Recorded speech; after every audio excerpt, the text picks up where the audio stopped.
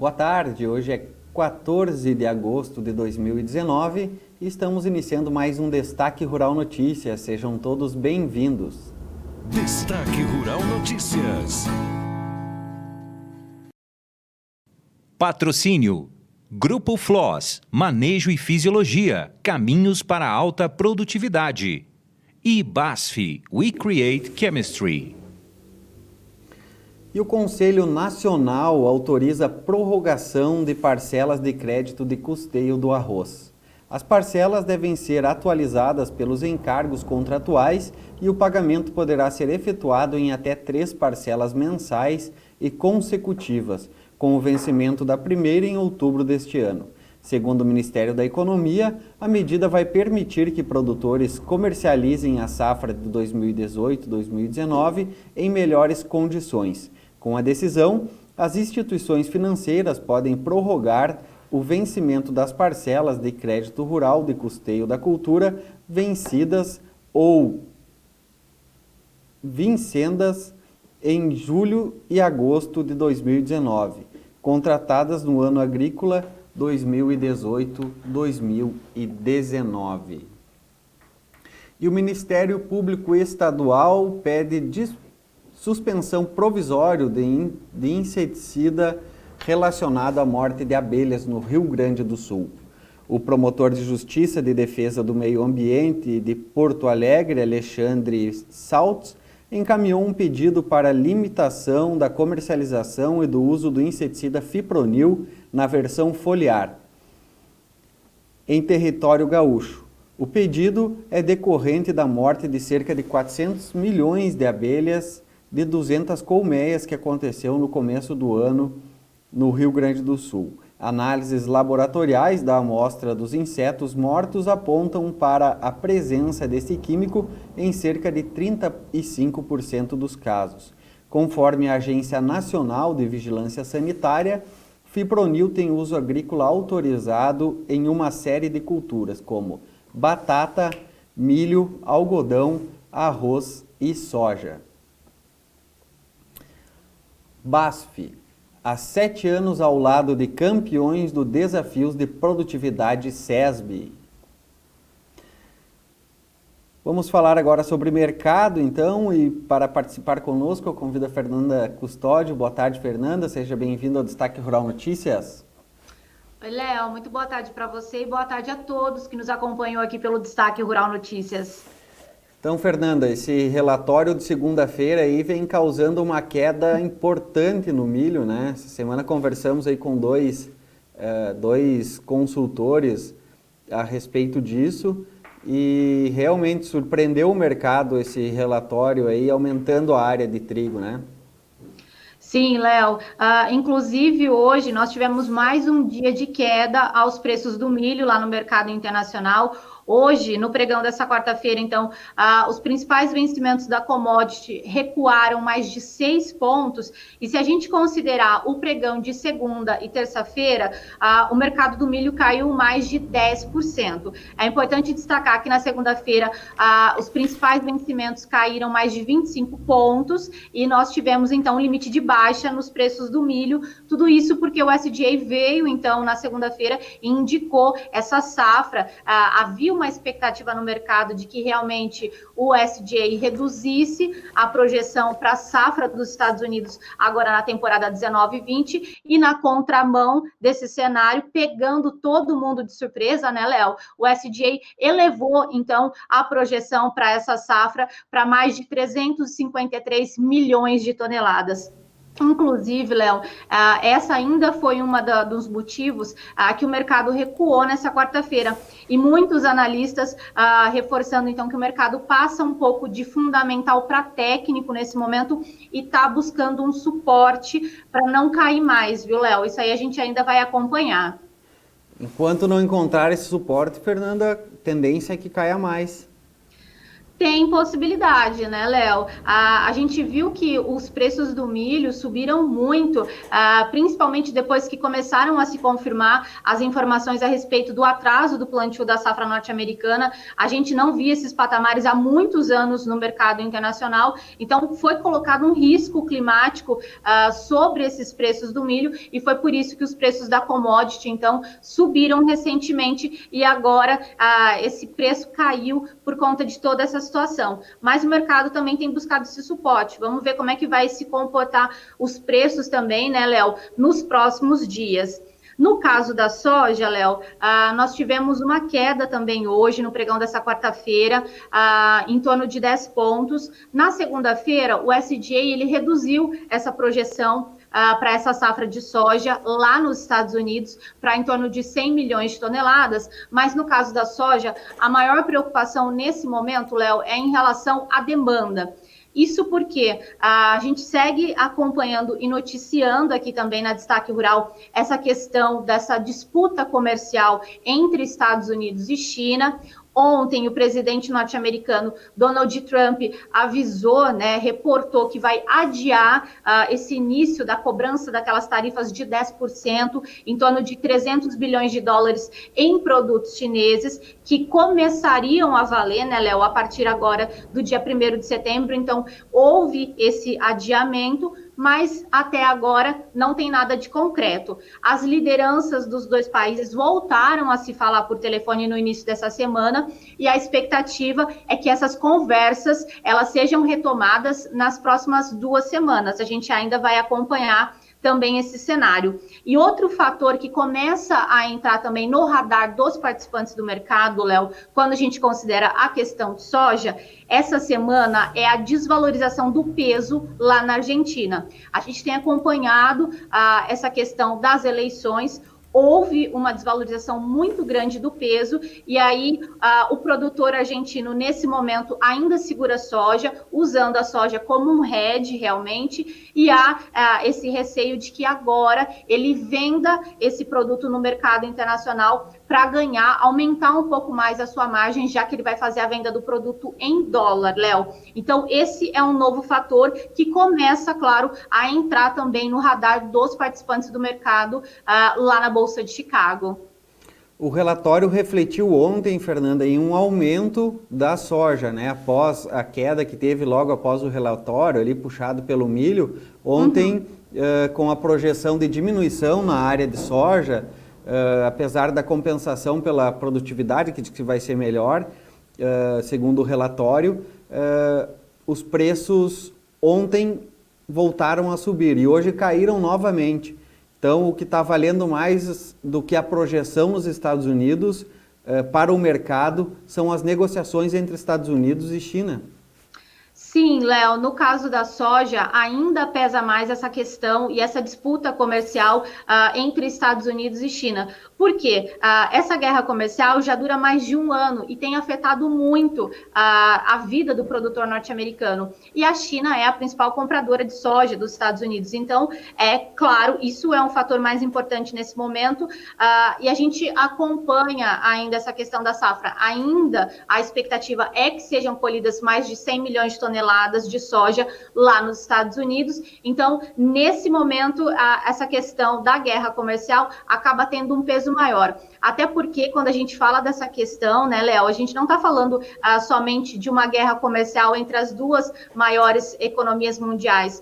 Há uma preocupação com a economia global. Inclusive, isso já tem afetado até o dólar. Hoje, o dólar chegou a 4,04, foi a máxima do dia, fechando o dia hoje, né, o pregão dessa quarta-feira, a R$ 4,03. Então, assim, a gente tem acompanhado todo esse temor da economia global, de uma possibilidade de recessão. O Cris vem daqui a pouco para explicar melhor esse cenário, mas isso tem criado um cenário de instabilidade. Então, essa é a preocupação também quando a gente considera o caso da soja. Fer, antes de eu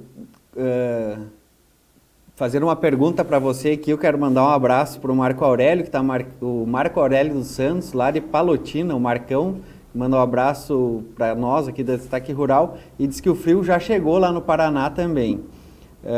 Está perto de São Paulo aí, ele está mais perto, que esse frio está indo para aí. Já chegou alguma coisa aí, né, Fer? Já, Léo, inclusive dá para sentir a minha voz, está diferente já, que o frio, na verdade, não é um frio tão grande, mas realmente essa frente fria que está aí no sul do Brasil, ela avançou. Aqui também chegou até o estado de São Paulo. Ontem, antes de ontem, nós tínhamos temperaturas de próximas 29 graus, né, Léo? Hoje eu acabei de olhar a temperatura antes de entrar ao vivo e nós estamos falando de 14 graus, Léo. Então, assim, é uma mudança muito brusca que realmente a gente sente e para nós 14 graus já é frio.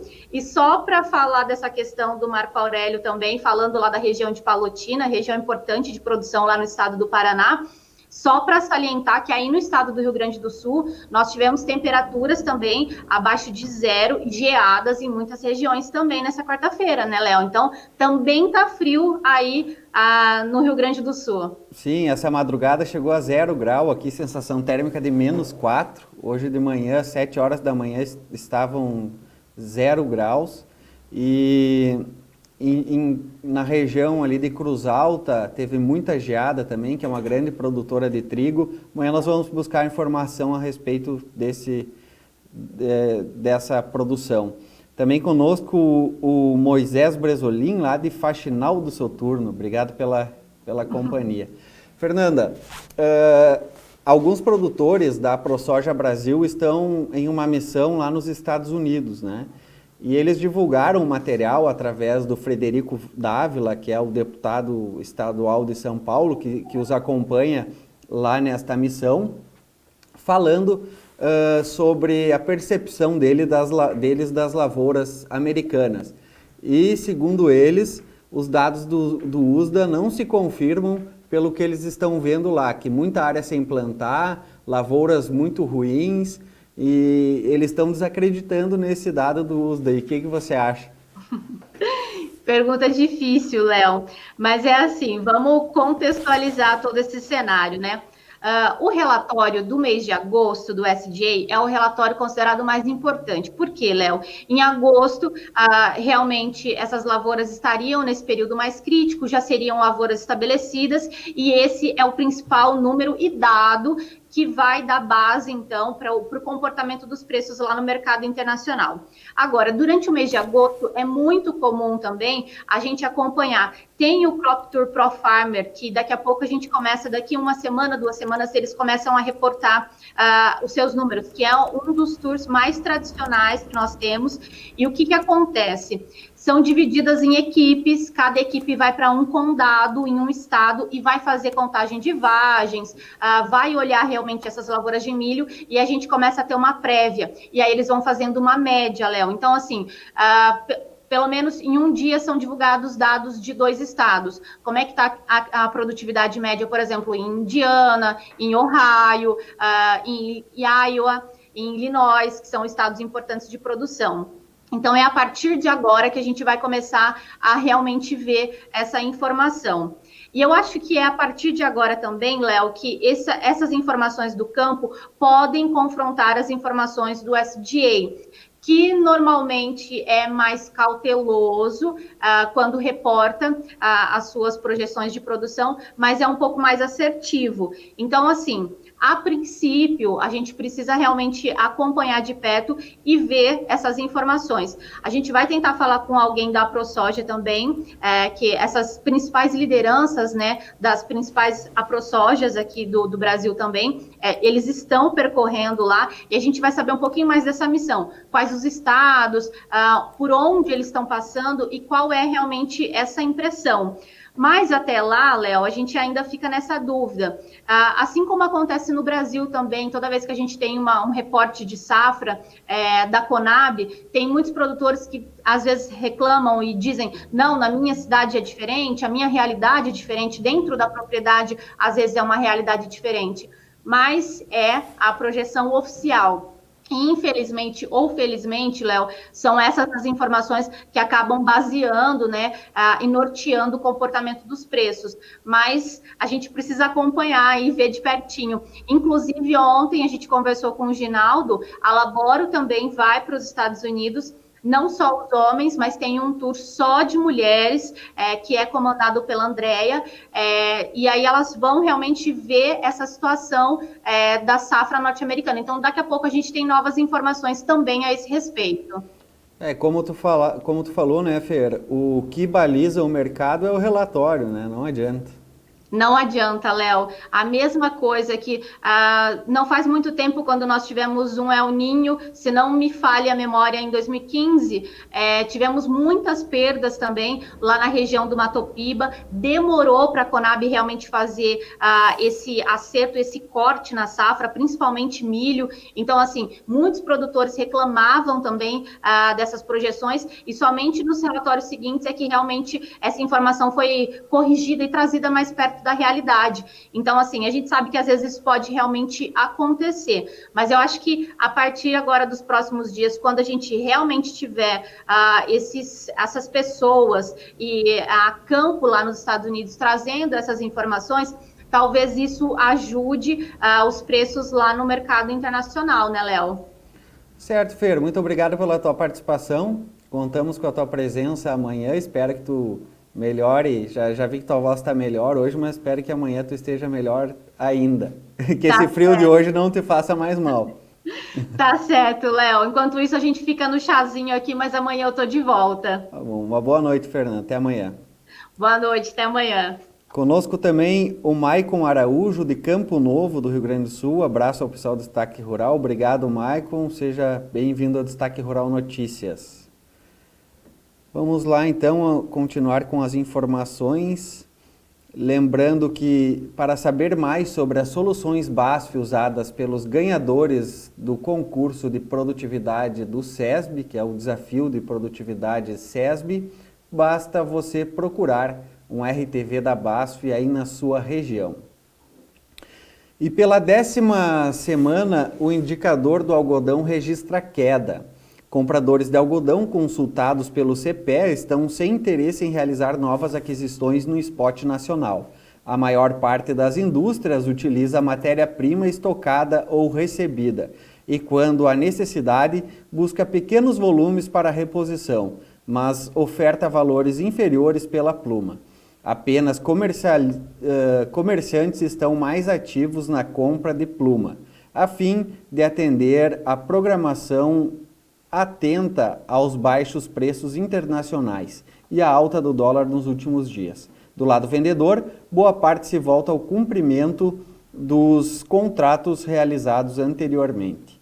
O beneficiamento segue lento devido ao atraso da colheita e à safra volumosa. Além disso, vendedores alegam que os valores atuais estão baixos. Assim, entre 6 e 13 de agosto, o indicador do algodão em pluma, CPEA Exalc, com pagamento em 8 dias, caiu 9%, fechando a R$ 2,4509 por libra peso.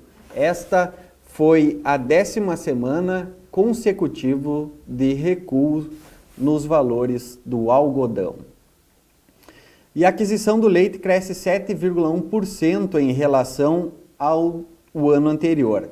A aquisição de leite cru feita no segundo trimestre de 2019 foi de 5,86 bilhões de litros. O valor correspondeu a uma retração de 5,4% em comparação ao volume registrado no primeiro trimestre de 2019 e a um aumento de 7,1% em relação à quantidade captada no mesmo período de 2018.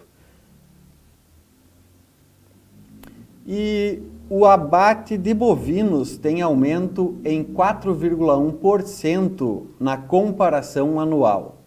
No segundo trimestre de 2019, foram abatidas 8,808 milhões de cabeças de bovino, um aumento de 2,4% em comparação ao trimestre anterior e de 4,1% em relação ao segundo trimestre de 2018.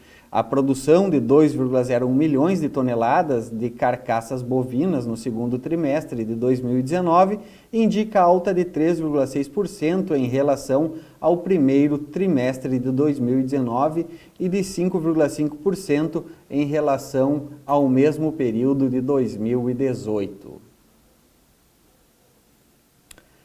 Vamos agora então com o comentário de política e economia de Moisés Cristiano.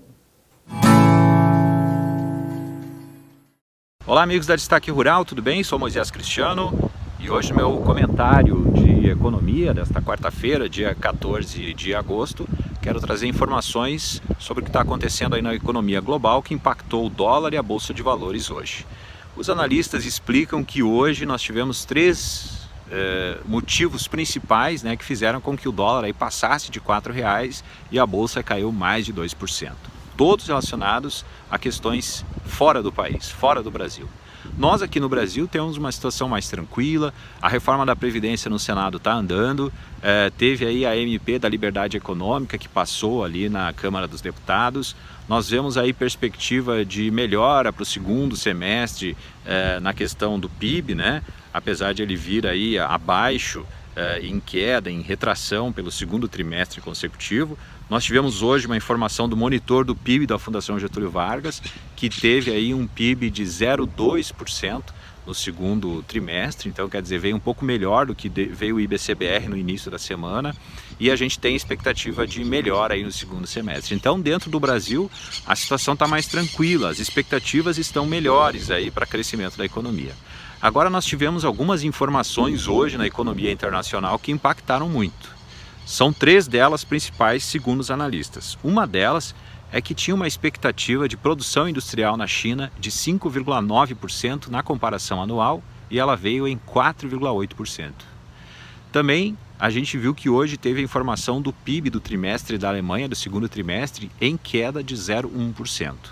E nós também tivemos aí notícias relacionadas aos treasuries norte-americanos. O retorno do investimento dos treasuries norte-americanos de curto prazo de 2 anos está sendo maior do que aqueles de longo prazo de 10 anos. O que significa tudo isso? Bom, em relação à China e também à Alemanha, e também uma expectativa maior do que veio a produção industrial na zona do euro, é que existe aí um risco de recessão da economia global.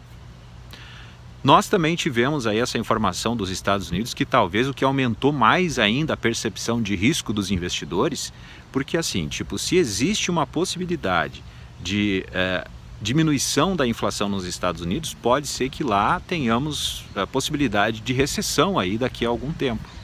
Se os investimentos estão dando mais retorno, os treasuries norte-americanos, que são papéis do governo de lá, estão dando retorno maior a curto prazo do que a longo prazo, então a expectativa de inflação diminui por lá.